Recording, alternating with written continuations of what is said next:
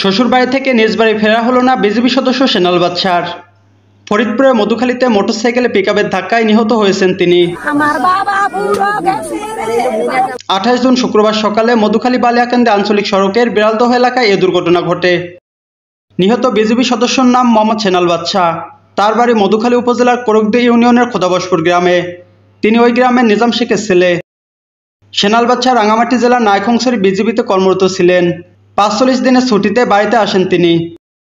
এ বিষয়ে মধুখালী থানার ভারপ্রাপ্ত কর্মকর্তা ওসি মোহাম্মদ মিরাজ হোসেন জানান, সকালে রাজবাড়ী জেলার বালিয়াকান্দি উপজেলার শ্বশুরবাড়ি থেকে নিজ বাড়ি মধুখালী উপজেলার খোদাবশপুরে মোটরসাইকেল যোগে আসছিলেন তিনি।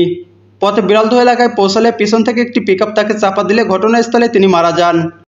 তিনি আরও জানান, খবর পেয়ে মরদেহ উদ্ধার করে ময়নাতদন্তের জন্য ফরিদপুর বঙ্গবন্ধু শেখ মুজিব মেডিকেল কলেজ হাসপাতালে মর্গে পাঠানো হয়েছে।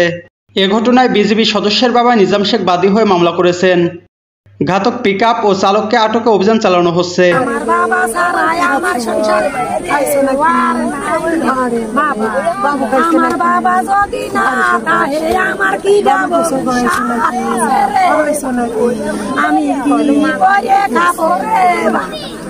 আমার বাবা বুড়ো গেছে রে, আমার একটা বিটা ছিল রে, আমি বড় শখ করে চলে চাকরি দিছি কত আশায় করে রে, কত জীবন নিল রে।